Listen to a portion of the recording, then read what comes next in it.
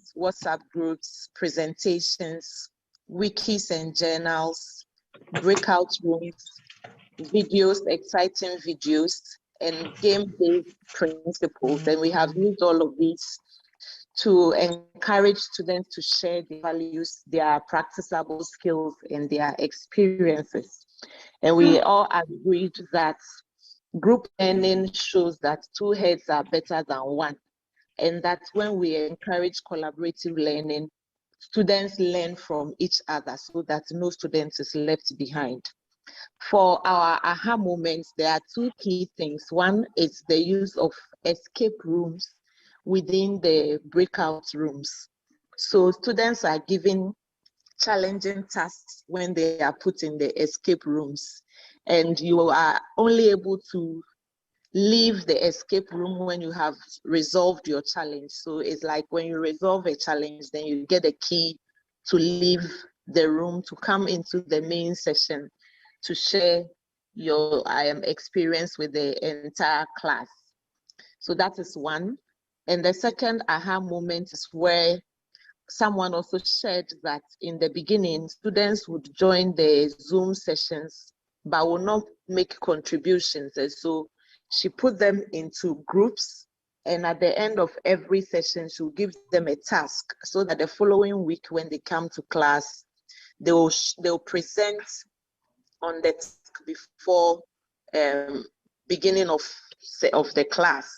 And one key thing was that the person who will do the contribution will not be the one that will answer questions, but other group members will answer questions. And in doing this, all the students became part of the class and they all moved together. So these are the two aha moments that were exciting for us, but there were several others that were shared by group members. Thank you. Thank you, Boris, for sharing with us the use of escape room in breakout sessions and assignment of tasks to groups created in Zoom sessions so that students are able to participate together. Thank you very much. Group 2, are we ready?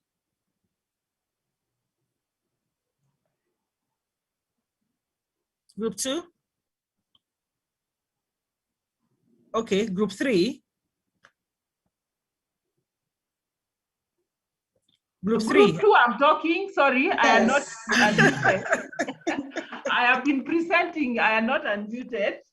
Yes, okay. Group 2, we were looking at the examples of learning activities organized by our members for our classes that enabled students to reflect and connect. And there are a number of them. I will go through them very, very fast.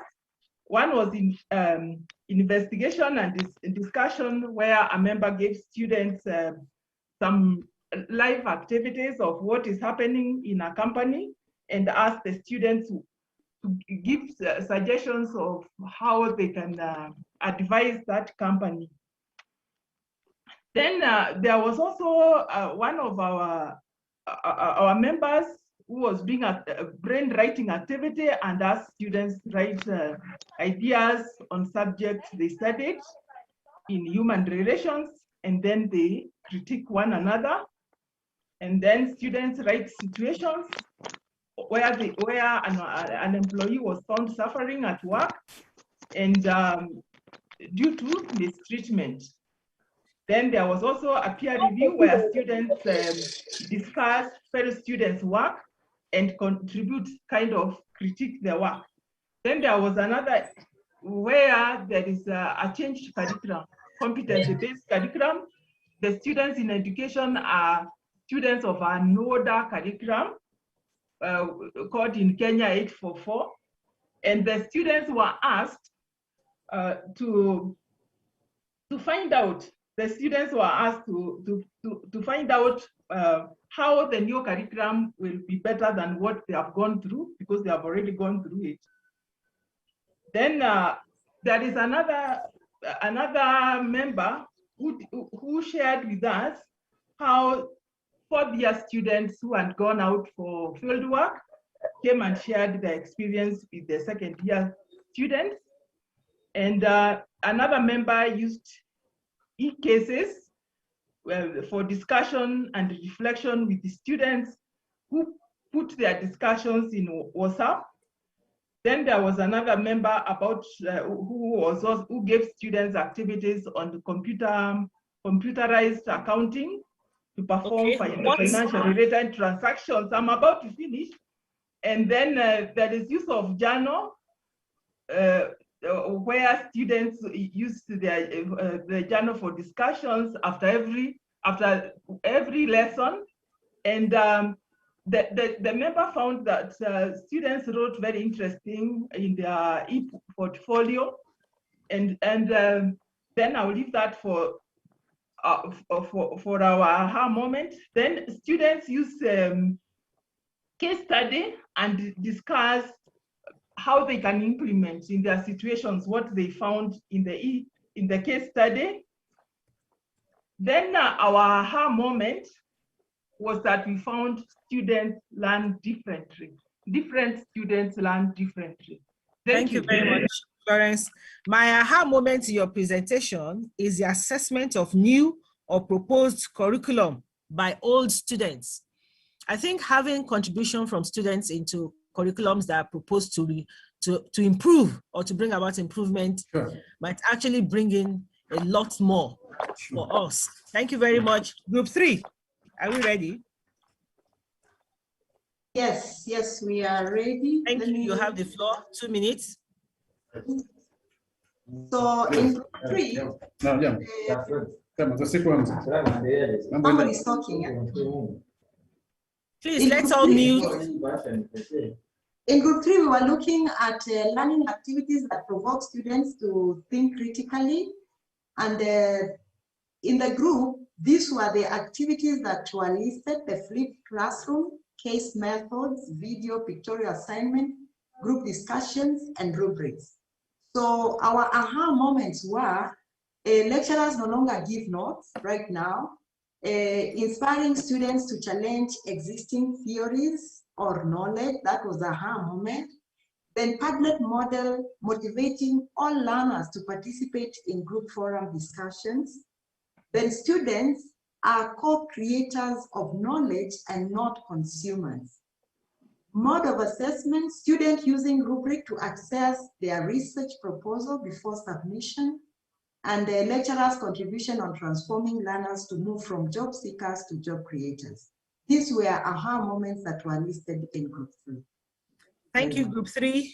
I think something struck me there. Students using rubrics to assess their research proposal before submission. I think I'm going to adopt that.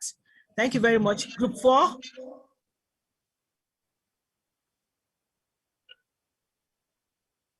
Group 4, you have the floor.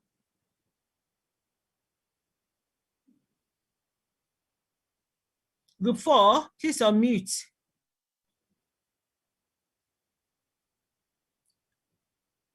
Group 5. Okay.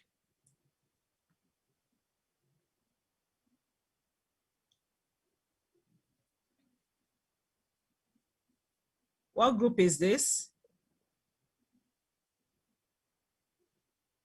This is group 5. Group 5. Yeah. Okay. Yes. So what we were supposed to look at was the, sorry, just give me a moment.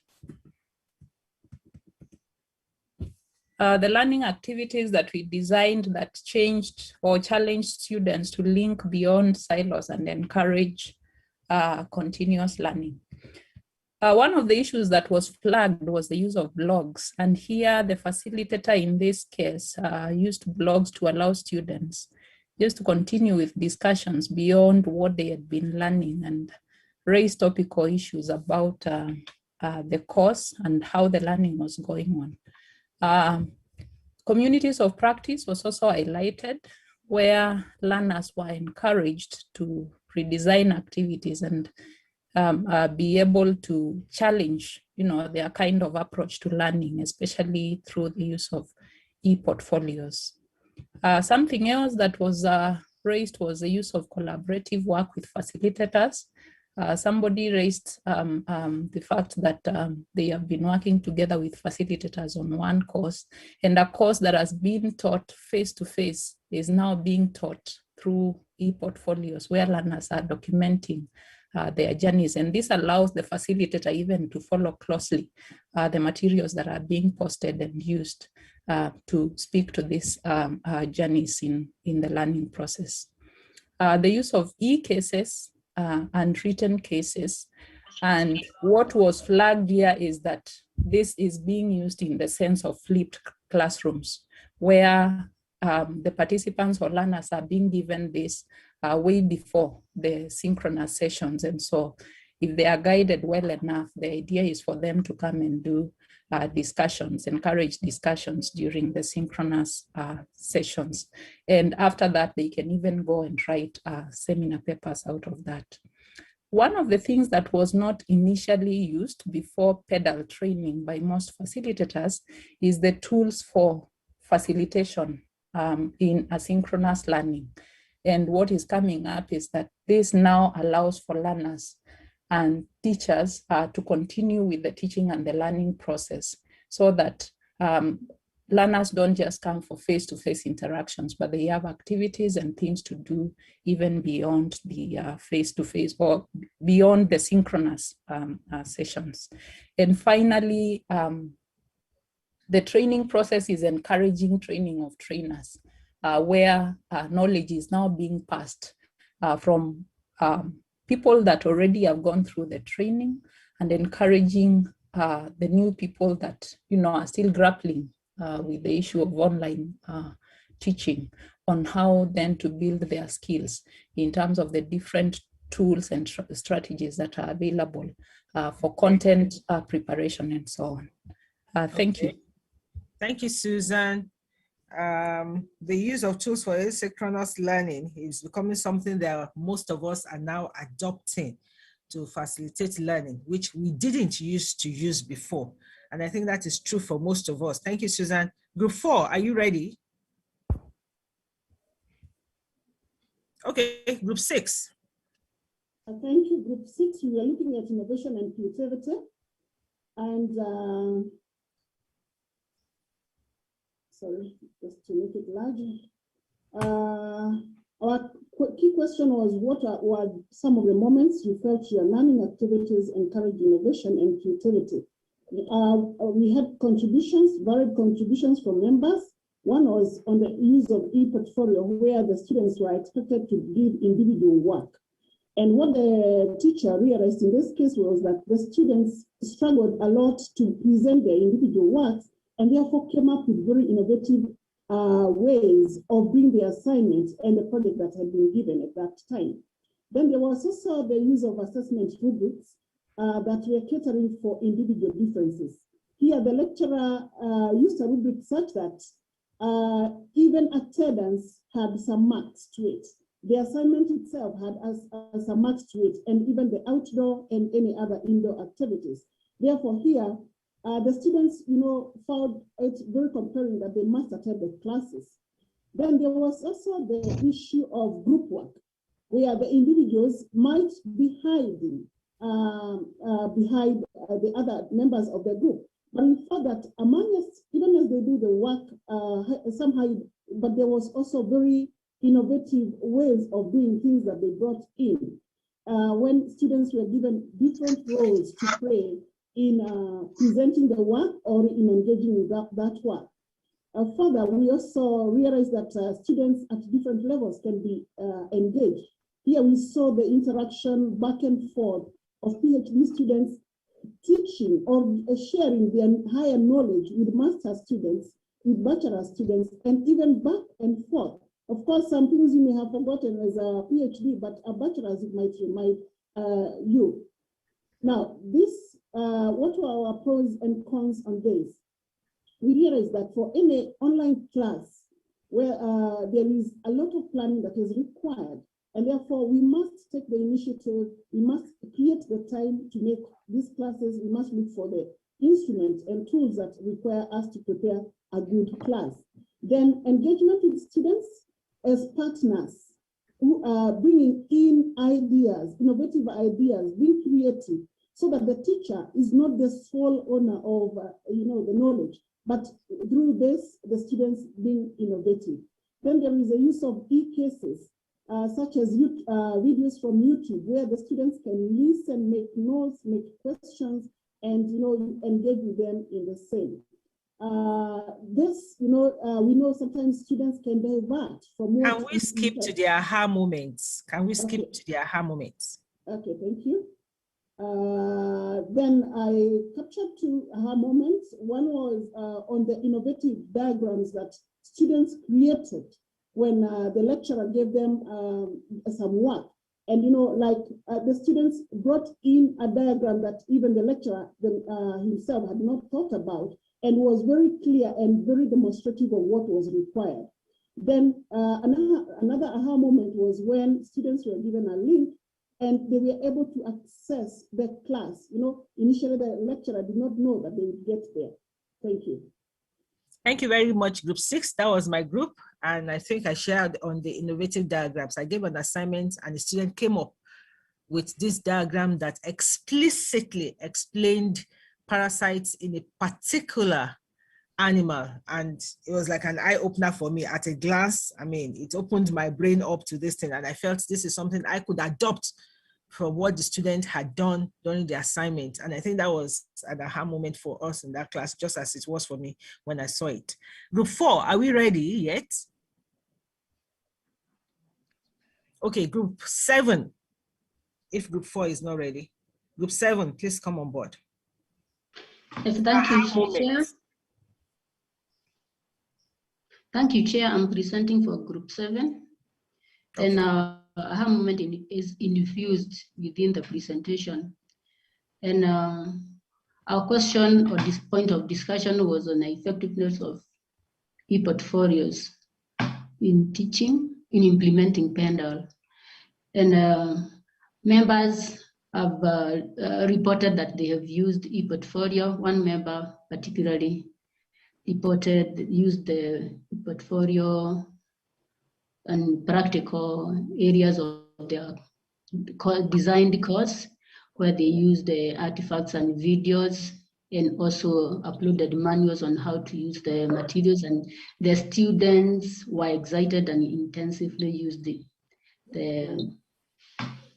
e-portfolios for learning, and the member reported it was very successful. And another member also reported that e-portfolios was found to be. Is somebody talking?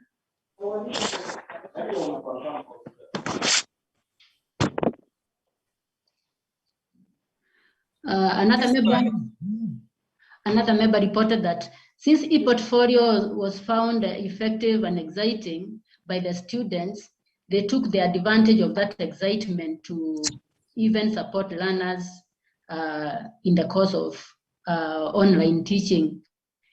And it's something that they are going to continue riding on. Another person reported that though they are teaching PhD students, they encourage the students to stop presenting dry PowerPoints, and also were encouraged to use videos and artifacts to make presentation. It was actually exciting for the learners, and the next thing was that they were found to be having positive competition, because every person was now trying to bring in the best of their presentations in the following lessons.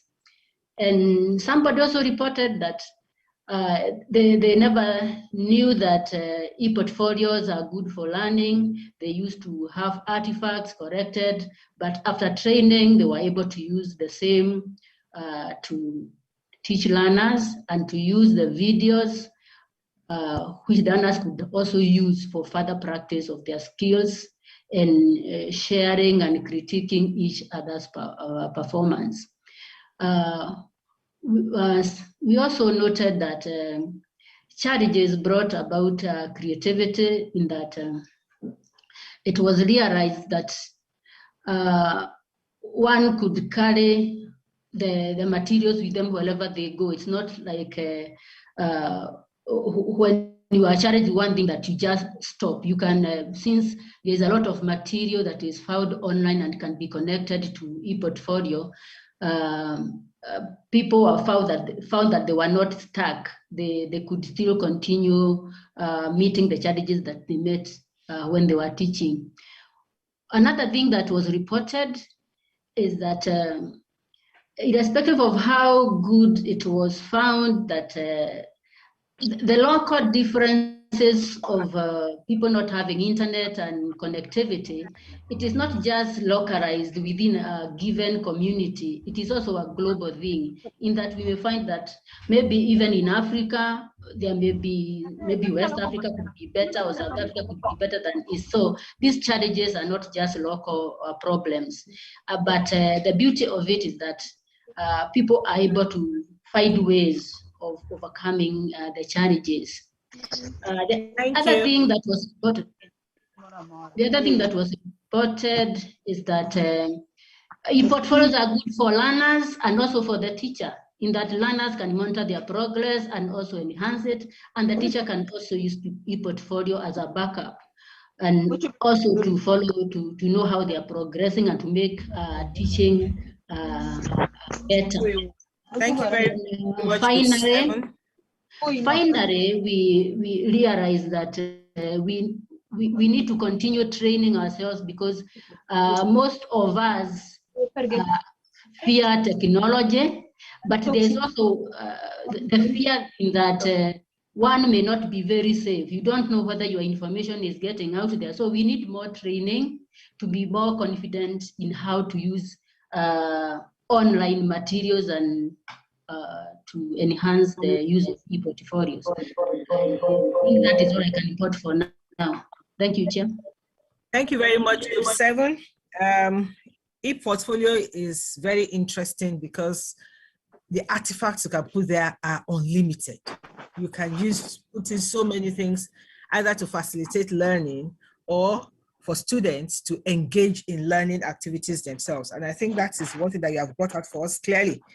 And I also took away from there, leveraging on students' excitement to help them to learn more. Whatever you see they're excited about, you key in on it as a facilitator and you enable them to learn some more. And encouragement of healthy competition, which is something that e-portfolio gives room for, because it depends on individual creativity and creative abilities to know what to put in an e-portfolio. Please, presenters from the different groups should note the slide I'm sharing now. Take note of the email address and please send your notes from the different groups. Now you can send in details plus the aha moments to the email address for PedaL records. Group 4. Group 4. What happened to Group 4? Anybody from Group 4 who can share with us? I'm really wondering what happened to all my members, because they were all there. There was a secretary, they were recording. Yes. I think was on promoting collaboration online, and there were two very important aha moments that were recorded. The first was online, the use of breakout rooms, and how many universities, LMS system now include the possibility of using breakout rooms, and that this has been very effective in promoting collaboration among learners online. I think it was a major aha moment for many of us. And then the second has to do with the opportunity of using collaborative learning to achieve one of the expected learning outcomes that we have learned from PedaL, especially as it relates to sharing practical skills, getting feedbacks, and creating assignments that students can work around as a group. These are some of the main issues that were discussed in that group. Okay, thank you very much, Group 4. Online collaboration synchronously and asynchronously. The different tools that you can employ. In Zoom, you have the breakout sessions, like you said, that can be used for synchronous collaboration, right? Live and direct. And then the other tools that could be used for asynchronous online collaboration to enhance learning. Well, I want to thank the various groups for sharing your moments with us. And I hope that we've all taken one or two things away. I have my notes. I've taken some notes on things I'm going to engage in, on the wisdom that I've stolen from this plenary session. Thank you very much. I hand over to the MC. Thank you very much, Professor Oye. So now, colleagues, we appreciate each one of you. You've taken your time. Getting 100 people, taking 3 hours in one place should not be taken for granted. Now, I want to ask the remaining presenters to keep to the time, because 2 of our people have to leave before 1:45, and yet they must make a presentation. So first, I will ask, we are only 5 minutes late. Thank you for catching up. We'll ask Simon Wanda to make a presentation, and then the evaluators, Edwin, Onyege. But please keep to the 15 minutes. I will not want to stop you, but we have another speaker after you who must also leave before 10 to 1. Thank you, colleagues. Simon? Thank you, Prof. Mine should not be a presentation. It's actually an exercise that is going to involve all of us. So be ready. I want you to be a bit alert. I'll just set the context, and I think the evaluators, Edwin Orege, will be able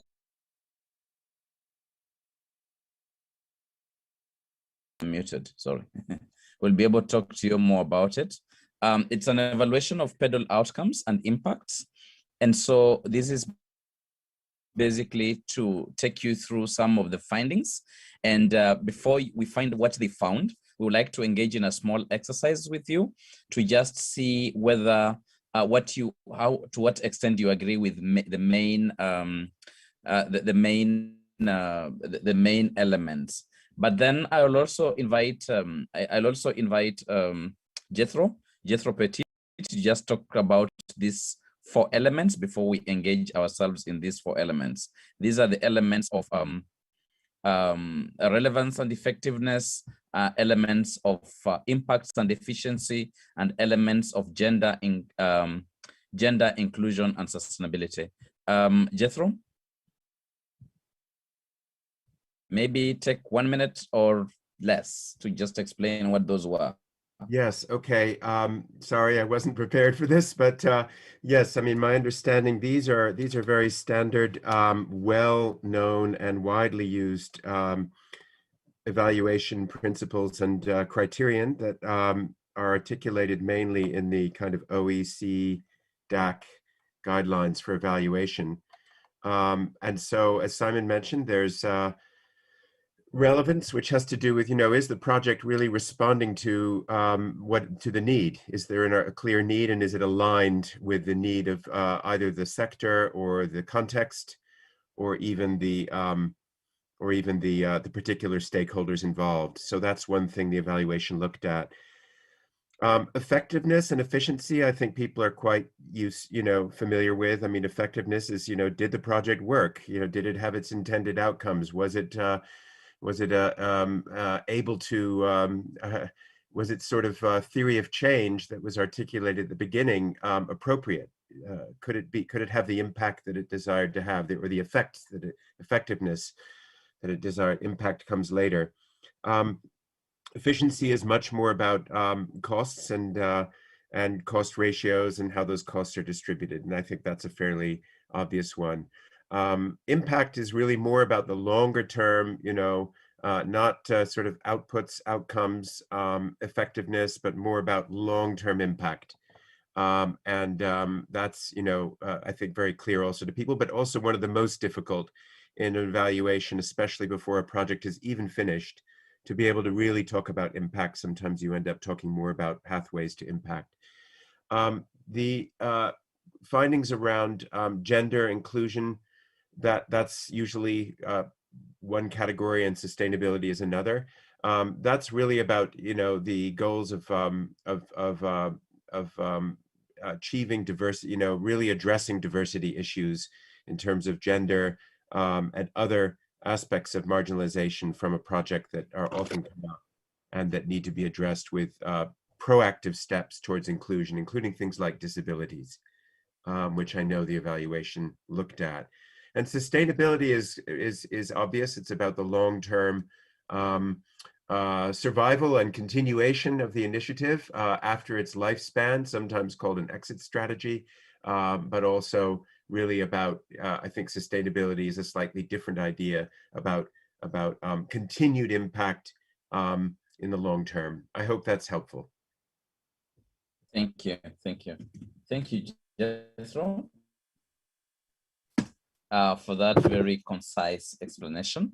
So now it's time to engage in this exercise. So around those areas, we have questions for you. How do you take out your phone camera if you have a smartphone? Just open your camera, point it to that code. It should be able to give you a link where you'll find the question around relevance and effectiveness. That is one way. Another way is to go to Menti, www.menti.com, and then put in that voting code, 62659238. All right. Or you go to that link there, and I'm just trying to put that link in the chat. I have to use another computer so that you can see. So please go to Menti and do that. I think the link would be easiest, Simon. If you put it in the chat, then we copy. Yes, I have to put this down first, then I put it in the chat. Just trying to follow with another meeting, another computer. All right, there. So that is the link. Copy and paste in chat. So if you use any of those three methods, you will get Mentimeter.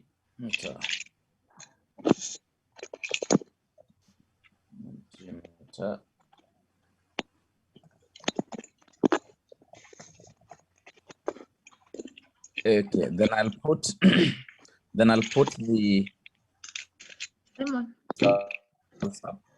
Simon, if you could just again stress the strongly disagree and agree. We usually have some confusion, Yes, remember the first one is disagree. So pay a bit of attention. The first one is strongly disagree. The last one is strongly agree.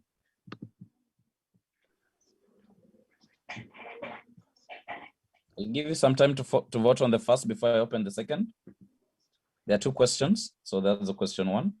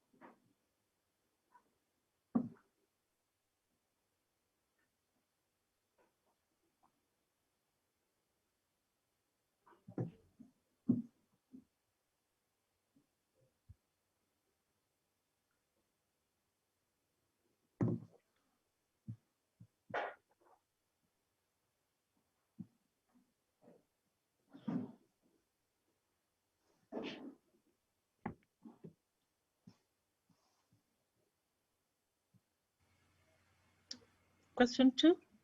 All right, let me move you to question 2.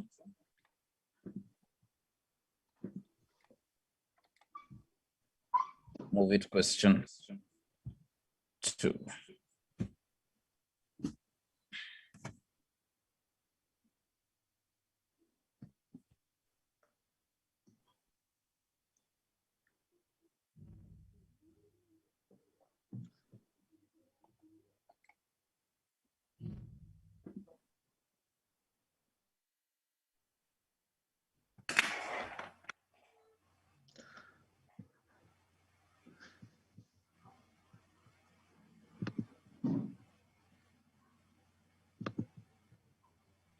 Okay, we can go to the next question, can we?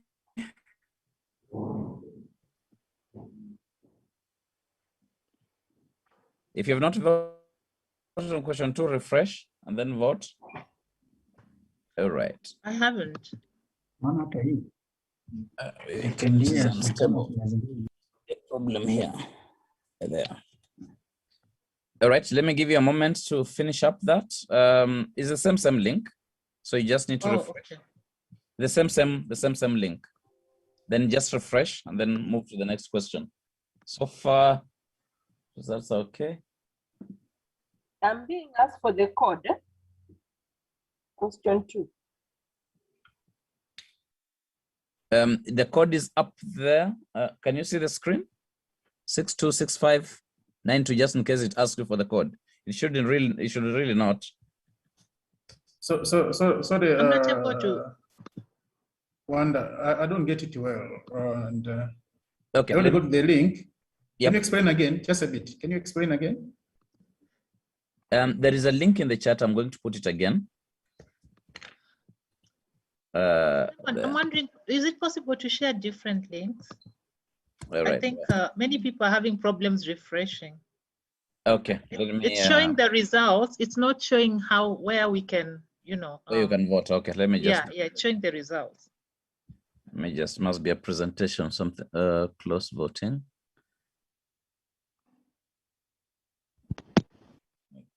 Stop share there.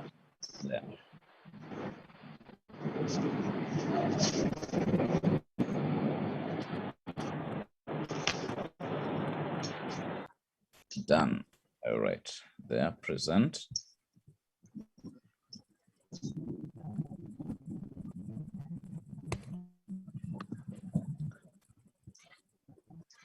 Present.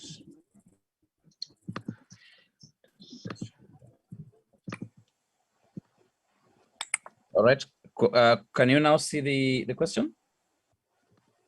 Let's see. No, it's still showing the relevance. Didn't give effectiveness. It's not. Well, maybe it's just me, but I'm not seeing effectiveness. Anybody else having a challenge with seeing effectiveness? I still see the same. It's just the same question. All right, let's go to the next and then we'll come to this. Yes. All right. All right, the next, let me open the next, which is next Menti. Final, there.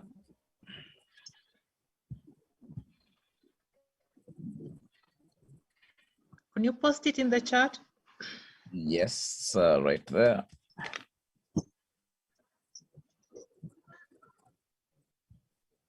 To everybody, to everyone in the meeting, there's a link. And let's try the QR code as well.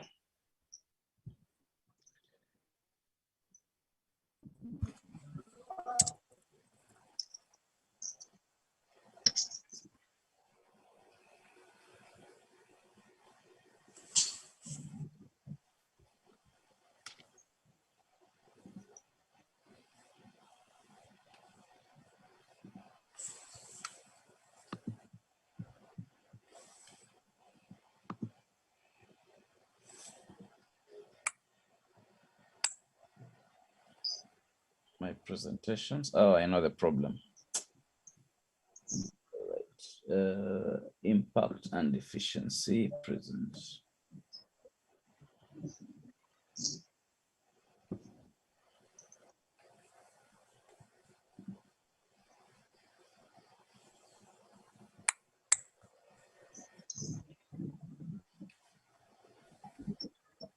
That one better? Yeah. Next question 4. Then we'll come back to question 2. 2 and 3, actually. We've done 1 and 4. Okay, can you see 3 now? Let me see. You could still put in the chat. Just put it in the chat. It's still showing 4. or just your slide also with the QR codes, because I'm scanning the QR codes. I'm way too lazy to. Okay. The QR code is right there. Let me share the slide. QR Thank code. you. This is Menti 2. All right. There. Yeah, thank you. I'm the lazy one. Okay. Those who still have challenges, go to menti.com, put in that code, it should work. I think someone has voted with the code as well. Sometimes it works, sometimes it doesn't.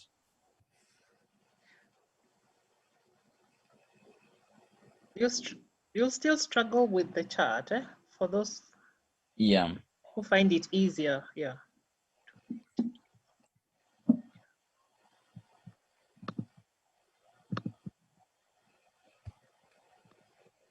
If you refresh, can you see 3 now? Let me see. The people voting on 3 now.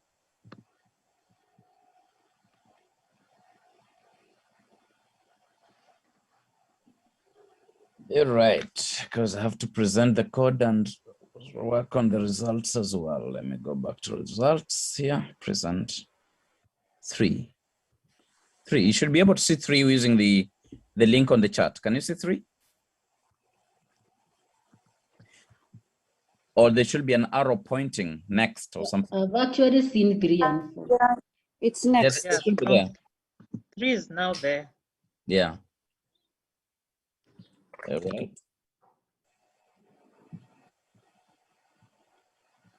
Yes, that's it. I can see.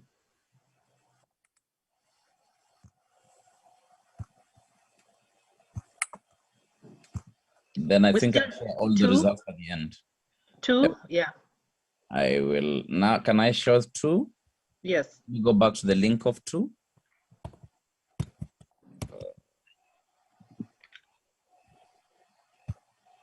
The link of 2 should be this one.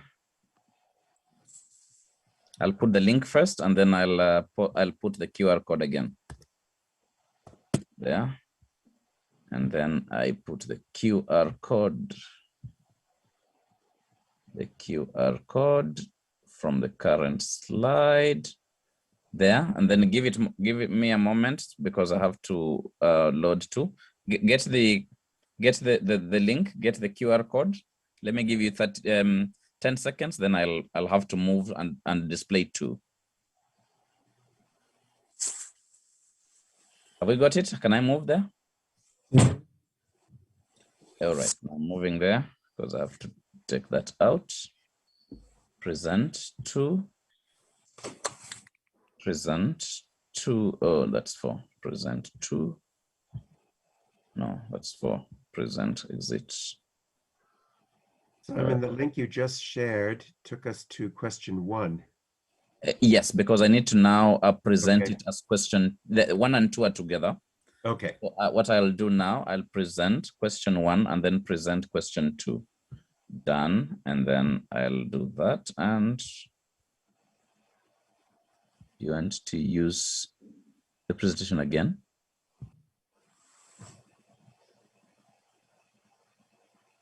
Oh, done. So we're still waiting for the link in the chat when you're ready.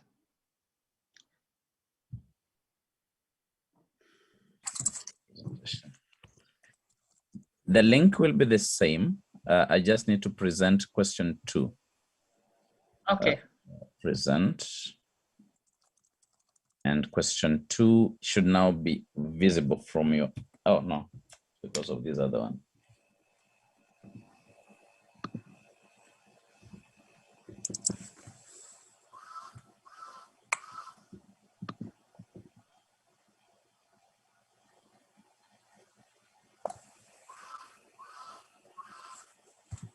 One.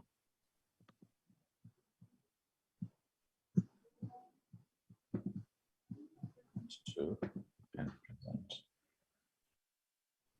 All right. I think colleagues can see 2 now. I see them voting. So far, 103.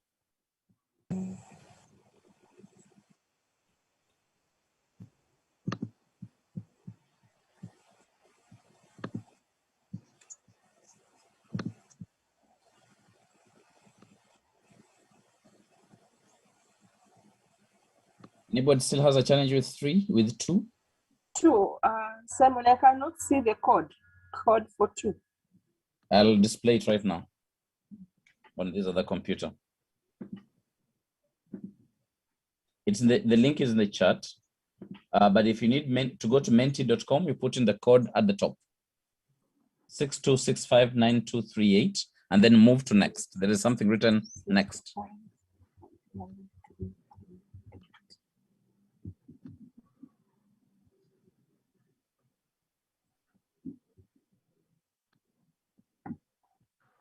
Okay, then we move to gender.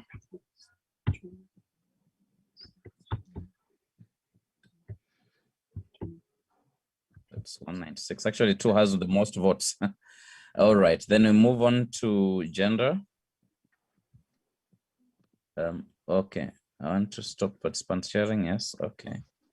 Go back to my PowerPoint. Is there?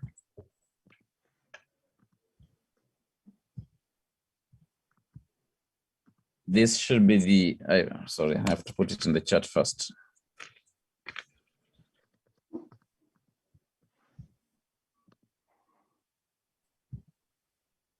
Gender takes us to question 6.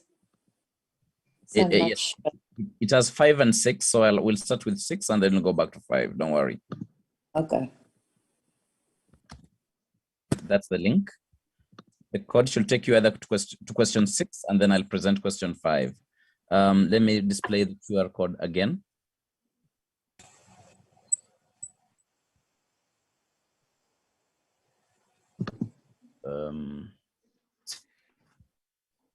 My PowerPoint is here.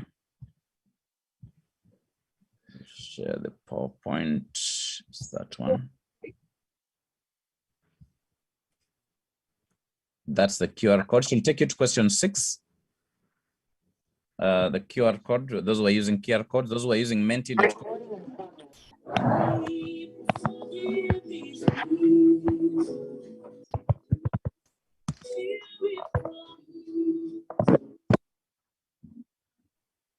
Those who are using menti.com, the voting code is 83546983 as on the screen. Let's start with question 6 first, then we'll go to question 5 or whatever you can see on your screen, but it should be question 6. Hope you have already picked it because I'm about to take down the screen. No? Okay, think you're good. Then we go to present. Let me present with you for question 5 and 6 as well. Go back. My presentations. Question 5, 6. Gender.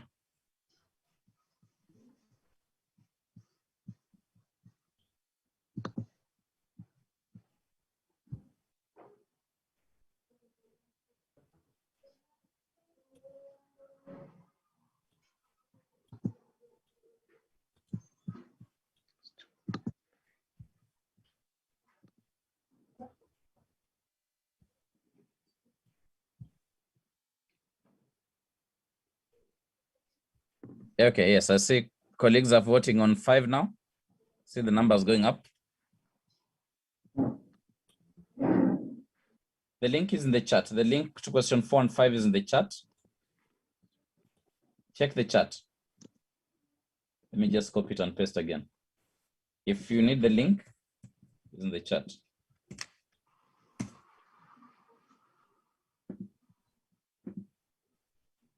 And this results for 2.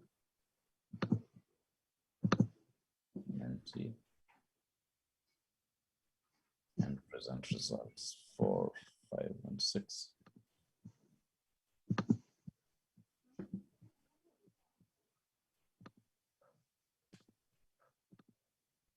Say number 6 is missing yet.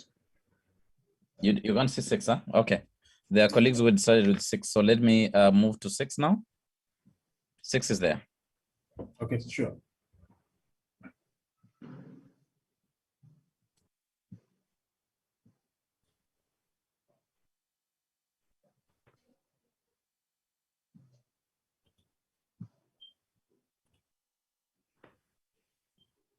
6. Anybody who had not voted on 6? I think there are around 2 people who have not voted, just 2. Just 2 on 6. Go to the link, it is in the chat. Yeah, that's one. The other one? I'm just waiting for one person. Yeah, that one. There they are. So everybody now has, well, most of you have voted really, going by the average. So I'll just very briefly display the results for all the mentees. And then I will now give the opportunity to our colleagues to present. All right. So this is a combination of this particular training and the previous one, this particular convening and the previous. So let's start with impact and efficiency. I hope you can see my screen. And these are the results. Present. Oh no, needed to go to the link to the results. All right, my presentations.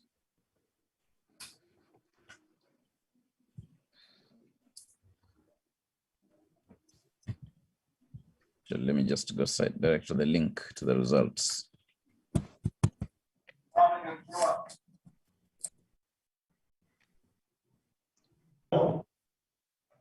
So those are some. So in all these issues. All right, so these are the results for the first mentee. I'll just display it now.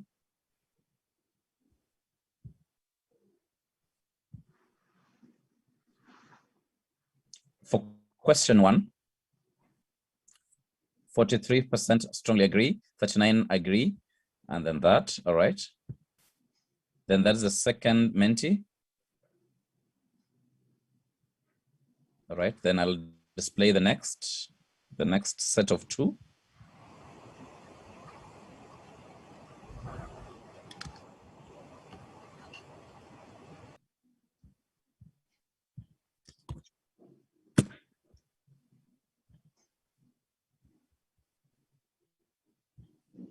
This is the next set of 2.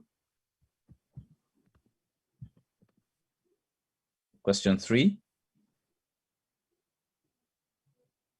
And then that's question 4.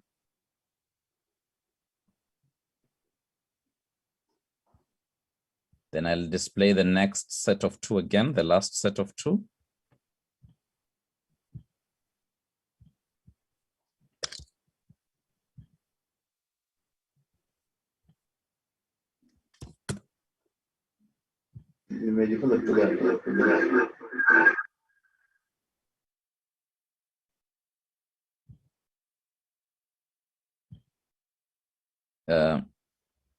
Oh, okay.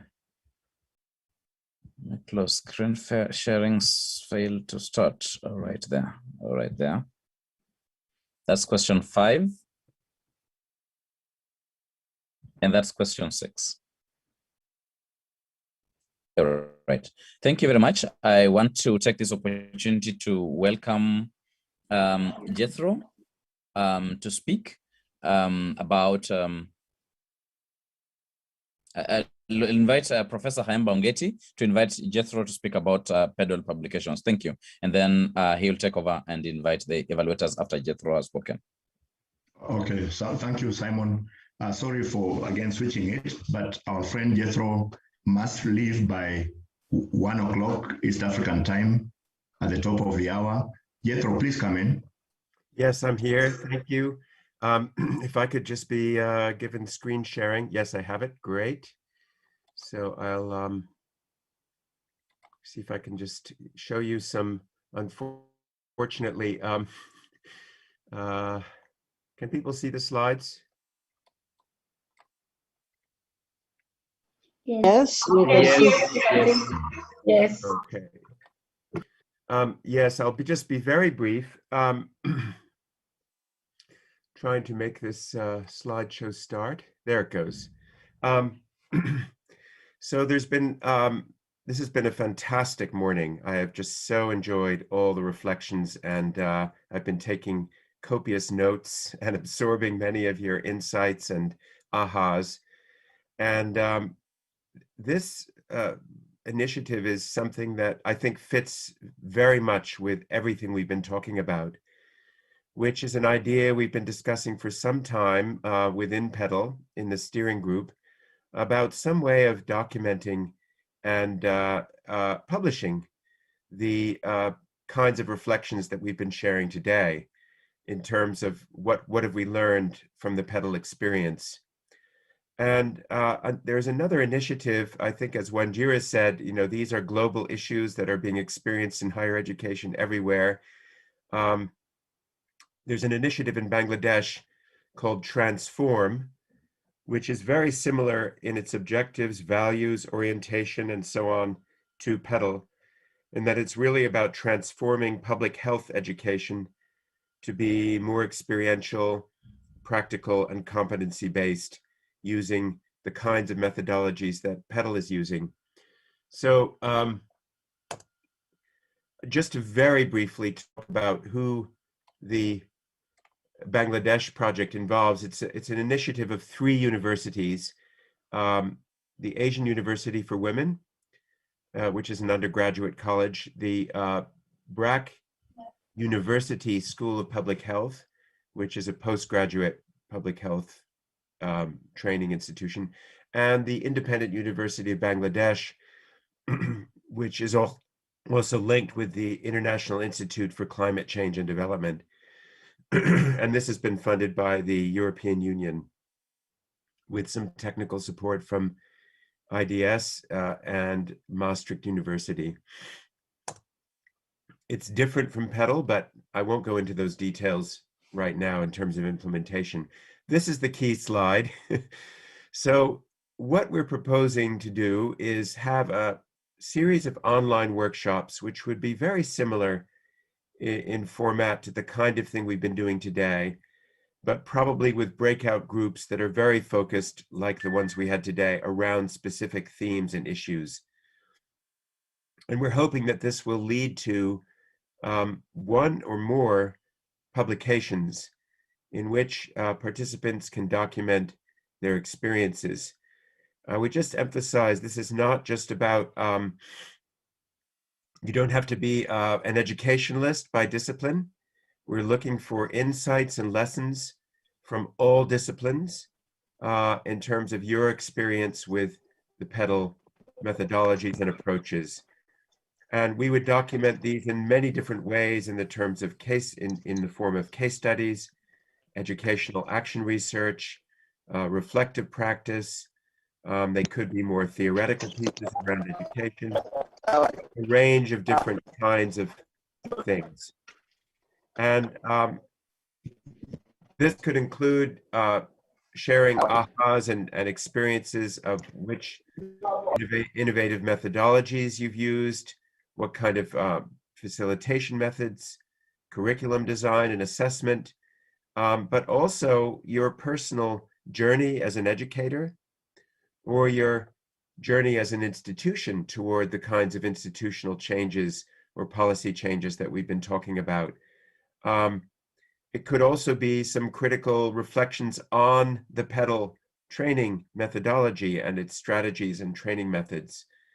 And obviously, a huge amount has been learned and shared around online learning and technology-enhanced learning. So that I imagine there will be entire themes around that, and not limited to the move to online formats during COVID, but also generally. So that's really the kind of things we're looking at. And fortunately, we've extended the deadline to tomorrow. So I think, you know, if Monday is also acceptable, that would probably be fine if you needed the weekend to get your expression of interest in. I think most people have received the call for expressions of interest. If not, please write to Mercy or Edwin and they will send it to you. And this is the rough timeline. We would be looking at having the workshops in September and October, and then a timeline through to spring of 2022 for writing. We would encourage co-writing, co-authorship.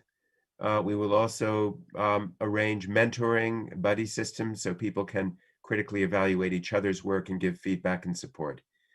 And I think it's a really exciting opportunity. We don't know what format or publisher we will use as an outlet, but you can be sure that this is a way to capture and share PedaL's legacy and will be a very important part of PedaL's sustainability and long-term impact beyond the current cycle.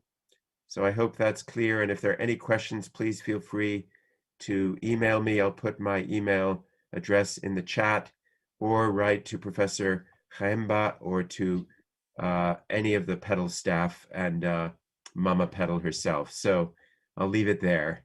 Thank you very much. And I apologize for the shift in timing, but I am now late for another meeting. Well, thank you, Jethro. Sorry, but no worries. You can see nothing is useless. So sorry for delaying you. Not at all. It's been worth every moment. I loved the morning, and I'm just so appreciative of all the reflections and learning and hard work that's gone into everything, echoing every comment that Mama PedaL made at the beginning. It's been a fabulous sharing. Thank you, Prof. I'll put my email in before I leave.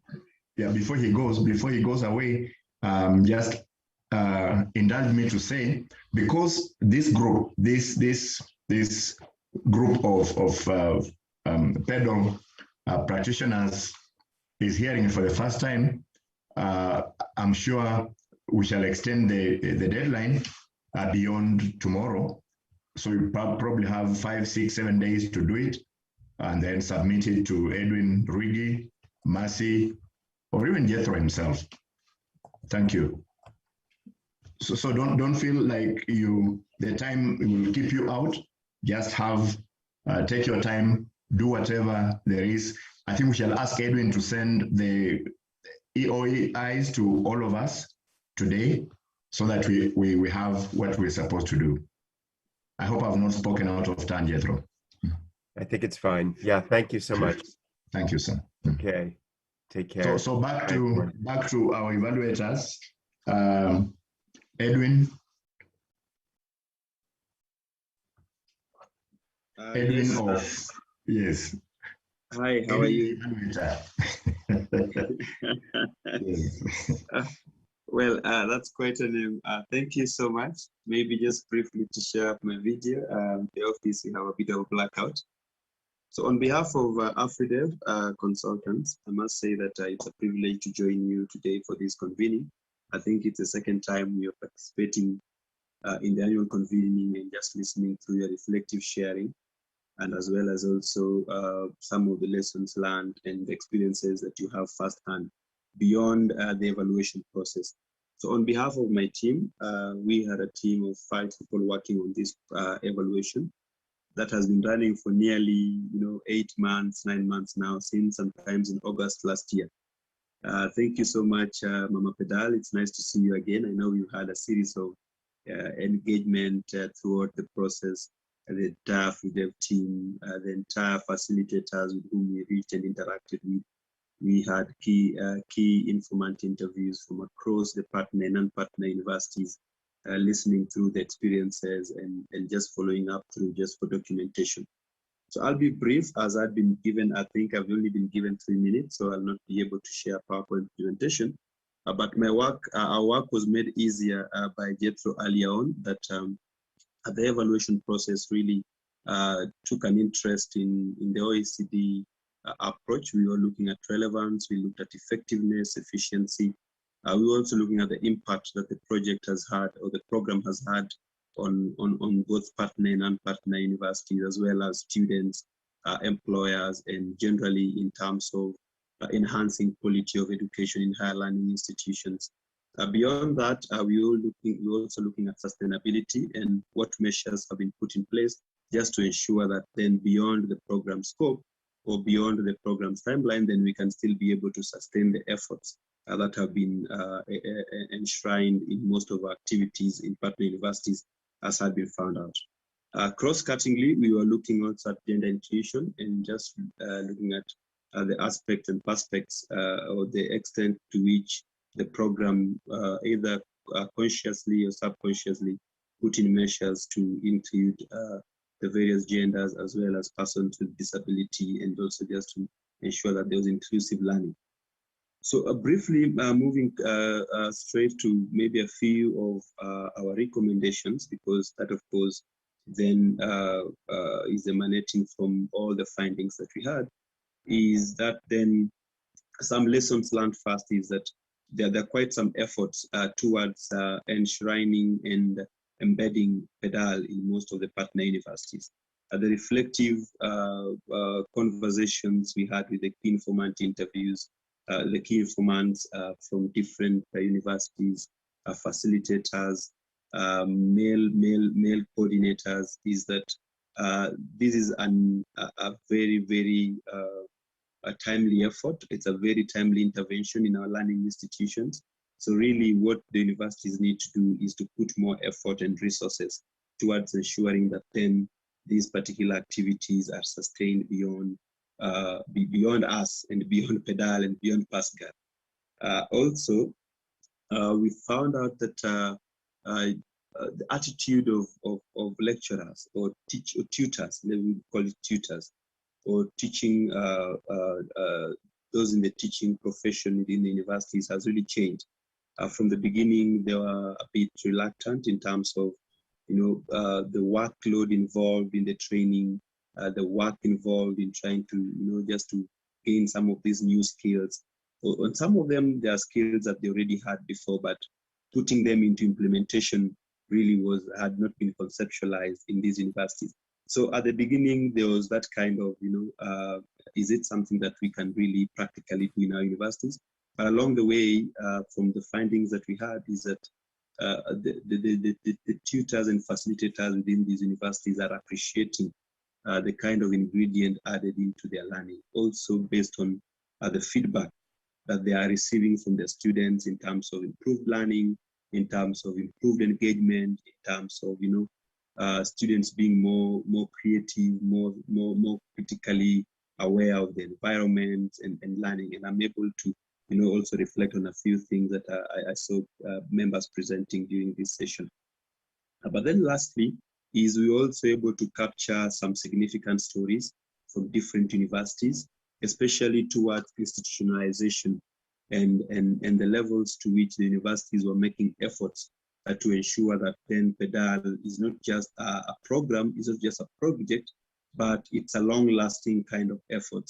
And we have seen that there are universities that are coming up with postgraduate programs, master's programs in pedagogical learning and pedagogical skills development. So this is quite positive, especially the fact that this is emanating from the experiences that they had from PedaL.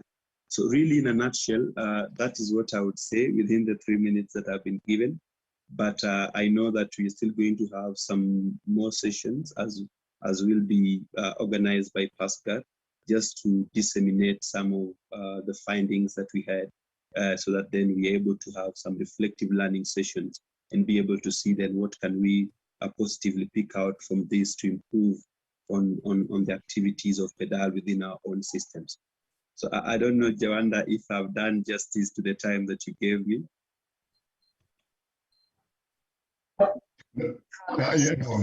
You've done very well. And we thank you, Edwin, for keeping in time. But don't go away, because we want to go into Q&A, and yes, you may have somebody asking you a question. Please stay in until the end.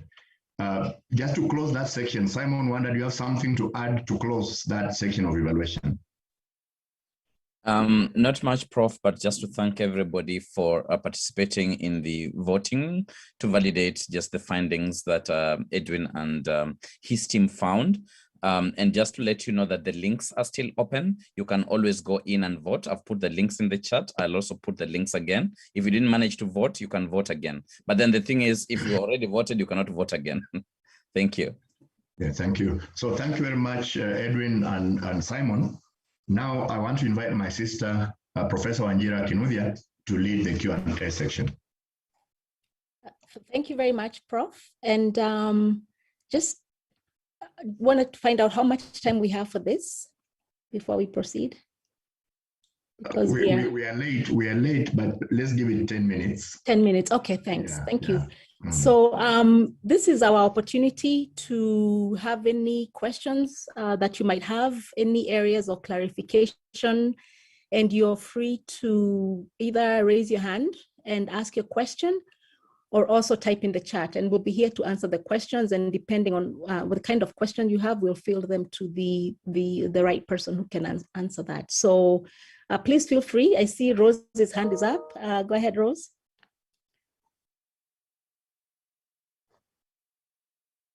Rose, there she is. Perfect. But she's on mute. Thank you so much, Prof. Wanjira.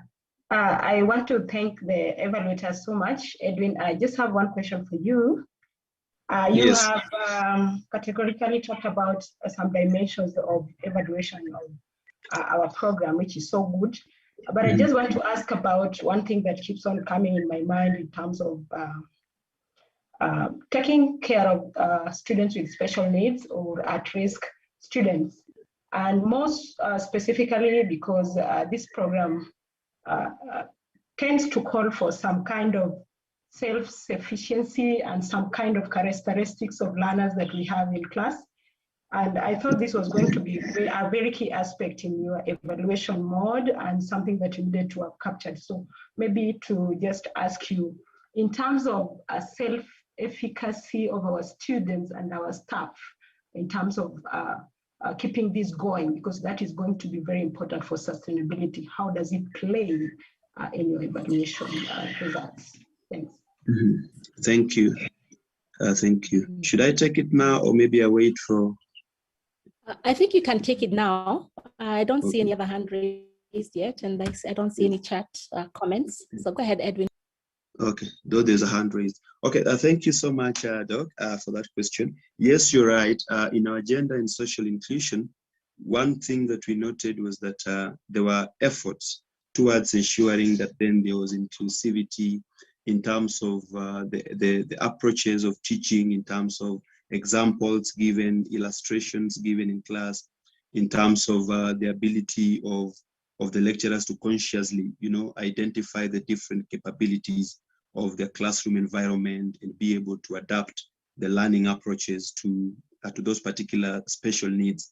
But then there, as a recommendation also, is that then now we need to have conscious efforts, very well elaborated, maybe just to have a bit of twitching in the training program to factor in other categories of special needs, especially in classrooms where we are likely to have persons with either physical disability. They're not able to take part in particular, demonstration or exercises that would require that. Maybe persons with visual impairments, persons with hearing impairments. The lecturers may not have been adequately prepared to handle such kind of situations. So unless respective universities have, special classrooms for such kind of persons with special needs, then it is important that we see how best then we can add a training element of incorporating that particular aspect. So yes, it was something that we noted, and yes, it is something, an area of improvement that we need to enhance. All right, thank you, Edwin, and thanks, Rose, for that question. And Julius has a question as well, followed by Brenda. Go ahead, thank you. Thank you.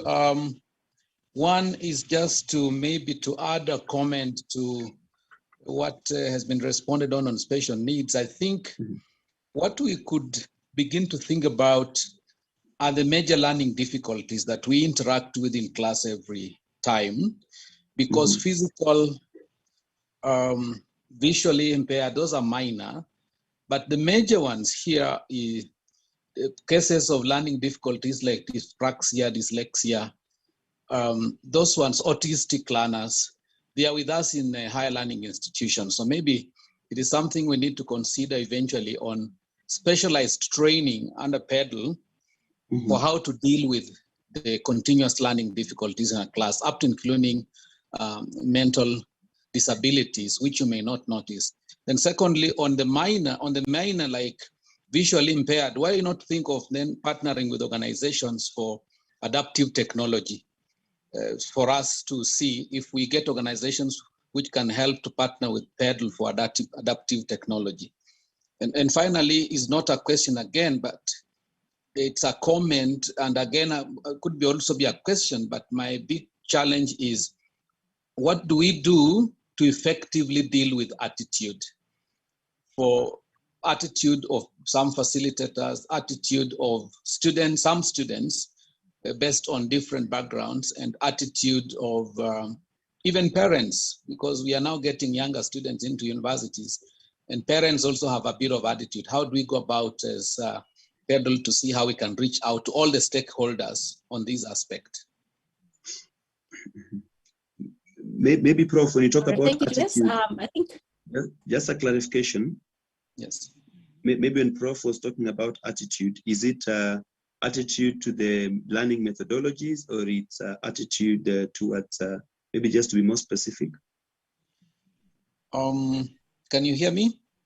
Yes, I can hear you. Yes, we can hear you. Yeah, I think not learning towards technology in education, because I think that's the major area that I feel we still have a lot of challenges across board, depending on various demographics, but not attitude towards learning methodologies. Maybe creating some ambassadors towards this technology issue in every institution, and having the institution to work like collaboratively strongly together to ensure that we eradicate the attitude towards technological advancement in education.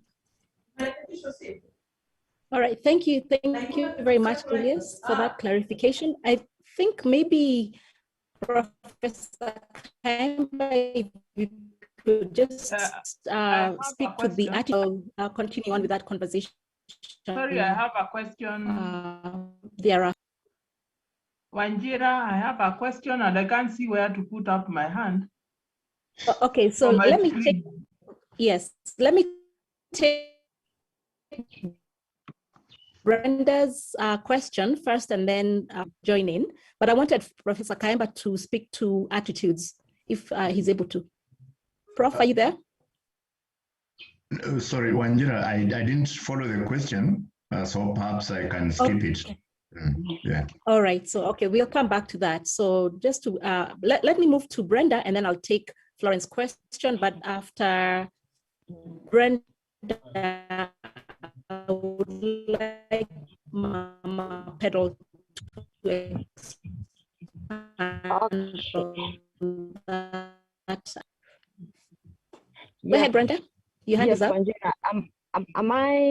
Am I audible enough? Yes, we can hear you, Brenda. Yes. Today I'm jumping from meetings. I'm in the car. So I wanted to say something about what Edwin has just said about special needs and special classes and special students with disabilities, whichever disabilities. They know very well how to integrate themselves. Using Tangaza as an example, we have really tried to get them on board, especially in our learning management system. And what we have discovered, personally, I teach disability studies. And what we discovered recently, there are some of the platforms that their screen readers can read because they already have the OCR. One is the Google Classroom. And anytime we discover that this can work, then that's what we incorporate.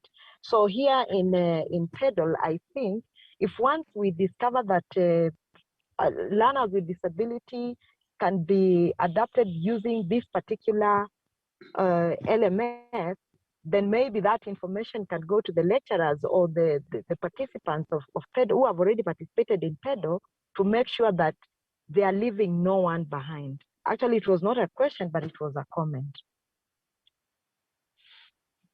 All right, thank you, Brenda, for that clarification. Let me have Mama PedaL clarify a little bit further on that, and then we'll take one last question from Florence, because I think we have run out of time, and then we can move to the next segment of closing. So Mama PedaL. Very much, Wanjira and colleagues, and I've really enjoyed being part of this great conversation. Yes, I want to admit that in our design of PedaL, inclusivity in terms of the differently abled and adaptive technologies was not really within our scope.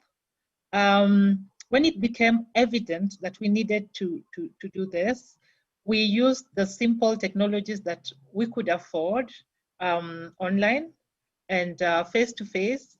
For example, just choice of the facilities and being able to travel along with our colleagues who are differently abled and providing for them and even their carers to travel, for example, in a training in a host country that is outside of their own country, so that we did not leave anyone behind because of challenges. So we have noted this, and we are increasingly looking for resources to expand the scope of PedaL. We believe that the future is bright. We'll continue working together with willing collaborators and just create a space for everyone to feel comfortable to PedaL with us. PedaL is significant. It is a bike. It shows that the terrain is rough, but we are determined. And so we shall keep pedaling up in the mountains and down to the sea, to the game park. Now we are in Masai Mara. All is possible, and everyone will have a place in PedaL. Thank you. I think Prof. Kayemba may be ready now to talk about how we change, how we help our colleagues change attitudes. I think you've heard already from some of what was shared from the experiences of our colleagues in the different universities, that through PedaL, they're really helping colleagues to battle this technology phobia. And Anil, had a very good presentation, very elaborate, on how they are helping colleagues to battle this xenophobia. We had the experience, sorry, not xenophobia, but technology phobia. We also had from Egerton University, and I'm sure there are very many examples.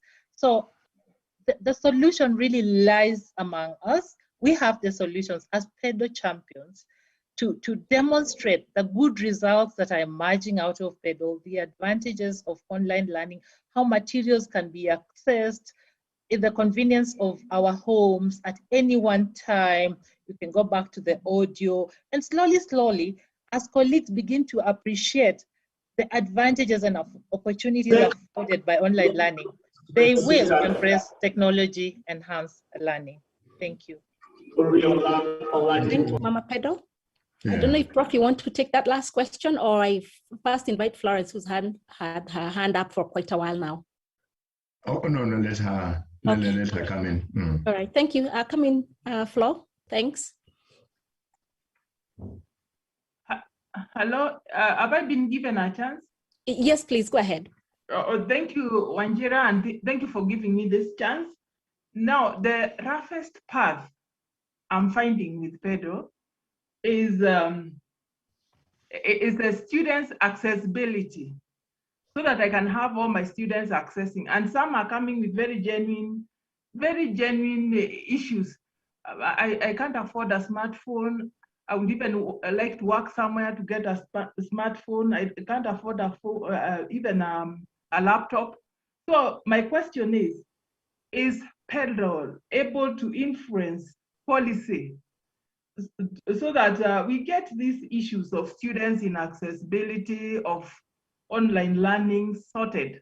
Lecturers, I'm not so worried about them. I'm sure they will get their way, the way they manage to get their laptops and their smartphones and everything. But students, really, so that we continue, we have inclusivity. Thank you. Okay, thank you very much, Florence. So I will invite Mama PedaL to answer that question.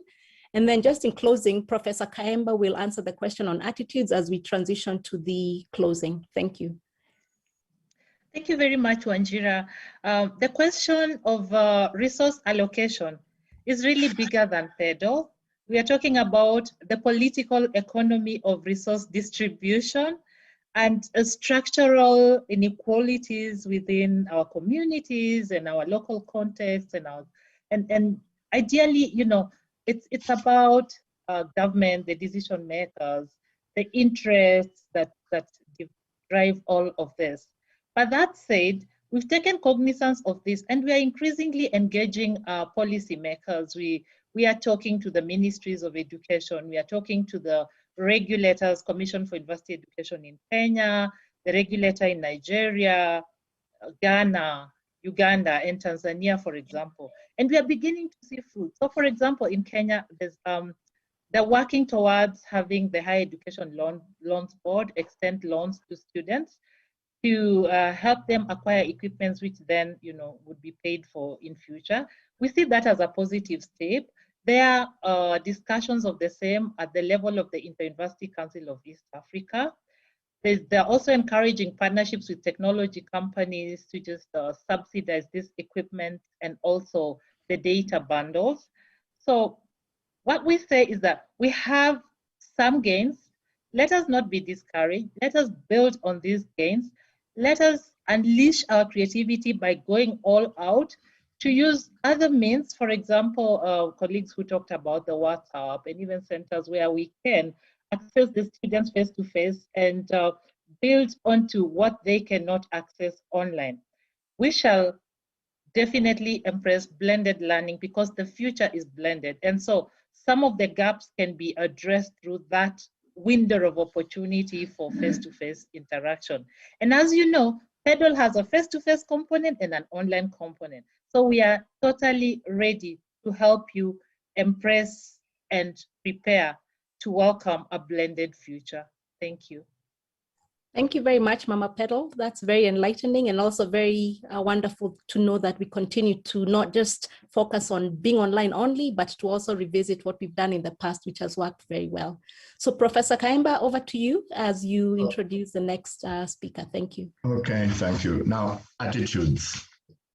Attitudes towards technology. I'm sure we're all aware of what's happening now in the world of medicine, telemedicine, that you can now be assessed by a doctor in a far-off country using technology, prescribe treatment for you without meeting you. That is happening. I know the issue of attitudes towards technology has been raised. Today we heard that it has been raised by older people, older lecturers, and I always ask people who among lecturers in the university is older than me. There are very few people who are older than me in the universities. So it's just about an excuse to say that you are too old to learn new technology, but you still use, in Kenya we have M-Pesa, you still use the phone to send money and receive money.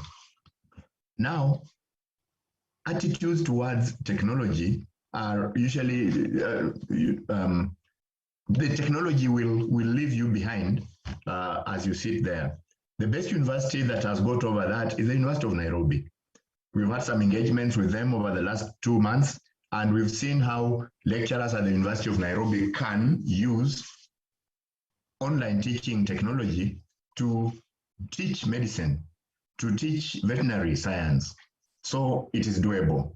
Those who teach mathematics will come and say they cannot calculate, they cannot do, but there's a small university college called Bomet University College, which has invested in technology, and even teachers of mathematics, physics can actually do calculations on a tablet and work with the students wherever they are. So if you can write by hand, then you can write on that tablet as the students see what you're doing from wherever. But we have to do a cost-benefit analysis. Is it cheaper for a lecturer or a student to work online, to buy us? Most smartphones are 10,000, 11,000. But students who have to travel to their residence at the university will end up spending more than 30,000 on accommodation and food. So is it cheaper to invest in a smartphone or to travel and hire accommodation at the university? But young people will tell you that university is not university unless you are in the halls of residence and doing what young people would like to do. So again, it's not about efficacy or whatever, but it's about creating an excuse, and you don't want to do it at home because then people will not know you are a university student, so you rather travel. A lecturer, like for me, I would be driving 100 kilometers to 100 kilometers back. If I can do it in my house, it's much cheaper. So colleagues, because of time, I want to thank you. We're already 30 minutes past the hour. I want to thank you most sincerely as I ask Professor Bonaventure Haruna to make the closing remarks.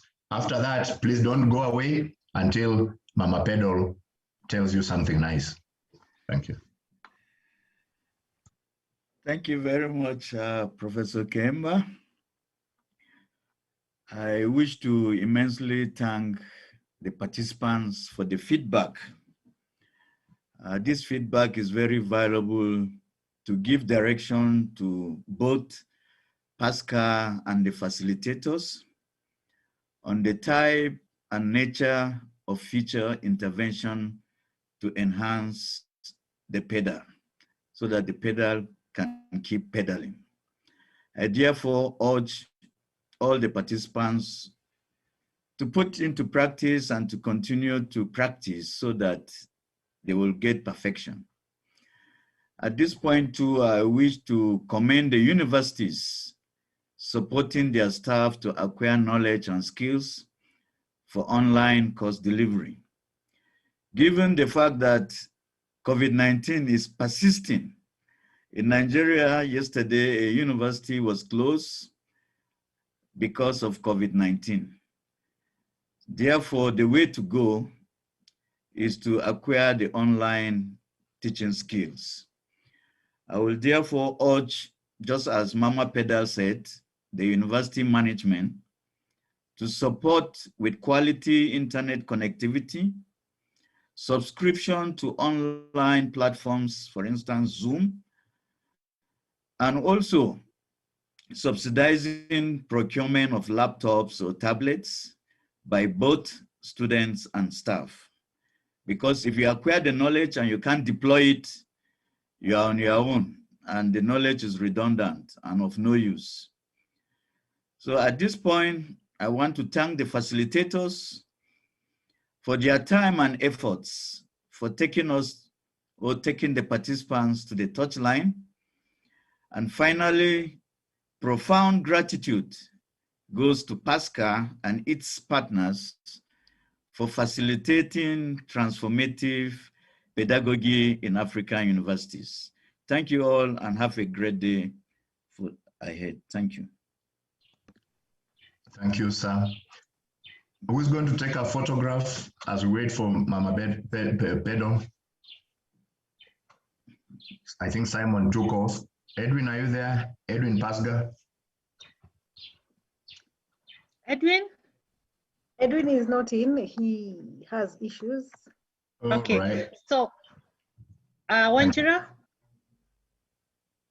Okay, I can give it a try. Yeah, sure. Let's see how Simon does this. So everybody Jeketule is also around to step in. Oh yeah, is Jeketule there? I think he's done it in the past. Jeketule, are you there? Let's go. All right, so let's everybody put on your camera and a smile. So the two go together, the smile and the camera, okay? My teacher doesn't know how to smile. I mean, what is all this? He's trying. Okay, so let me see if I can affect this like Simon. I have 4 screens. Simon usually does this with 2, but I'll do it with just 4 screens. So I'm screen 1. Everybody is there, so that's good. Good. All right, let me try it. Okay, so that's 1. All right, screen 2. I see some names, but some faces are missing. So if you can put on your camera, just put it on regardless, because you won't know what screen you're on. I think my screen might be a little bit different. So let's see as many people. All right, thank you. All right, thank you. Screen 3, there's a lot of names, but no faces. So I think we need a few more. I see a picture of a mountain, but I don't see too many. The owner of the mountain. Okay, I'll take one of the mountain and a few of the names that I see. All right. Have you seen the owner of the mountain? No, I can't tell who the owner is, and then they disappear. Okay, they're back on its face. All right, thanks. All right, one more. All right, I think I got them all. So thank you all. And for the shy ones, if I had a way of controlling the screen, I'd switch on your camera for you. All right, thank you all. Thank you. Thank you, colleagues. I want to thank you sincerely for giving us your time. When we met a year ago, we promise that this is a family, a close-knit family, and we shall be together. We shall meet again after 1 year to just find out the challenges that you're experiencing, the opportunities that you are taking advantage of to maximize learning outcomes for your students. And we've had such a rich sharing. We'll continue engaging. Please reach out to your colleagues across different disciplines, across different countries, and let us just enrich this community of practice. As we integrate the education system across this continent, it just took your decision to get us all together. And so that is why every day I celebrate you for being a transformer in learning in higher education. So for that, again, colleagues, I know you have missed Mama's Hug. Please put on your videos and let us do what we do best. If you go to Nigeria, you will know that there's a PedaL list because they will extend their warmth and love and the collegiality in the PedaL style, okay? So let us go, the PedaL style, okay? So 1, 2, 3, remember, 1, 2, 3, 1, 2, 3, then the right leg, 1, 2, 3, the left leg, right, 1, 2, 3, and we finish, okay? So let's go. 1, 2, 3, 1, 2, 3, 1, 2, 3, 1, 2, 3. Left leg, 1, 2, 3. There we go. Sending a lot of warmth and love from the PedaL family. Let us keep pedaling. And finally, Mama's Hug. Your hands up. You can't go without Mama's Hug. This is what makes PedaL so unique. Because everybody is an important member of this family. Love, you reach out and we pedal together. Be careful with the social distancing, Mama PedaL. I missed you all for a whole year. Let's keep pedaling. Every time you pedal, you know you are connecting with a colleague who is also pedaling in another corner of this continent, and that Mama is always thinking about you and blessing you. Thank you. Bye and thank you. Keep pedaling. Asante sana. Asante sana, Mama PedaL. Karibu. Bye, everybody. Bye. Bye. Bye. Until next. But I did not see Edwin Nirwigi. Where is Edwin Nirwigi? He has a challenge, but he's very much with us. Yes. Okay, much good. Your family, we stick together always, from Nigeria to Sierra Leone, South Africa. Asante sana. Rwanda, Ethiopia, we are together. Thank you. Asante sana. True Asante Africans, yes. All right, bye everyone. Bye. And thank you for embracing this African game. Yes, this African game. That's PedaL, our solution to our problems in teaching and learning. Oh, yeah. Thanks for PedaL.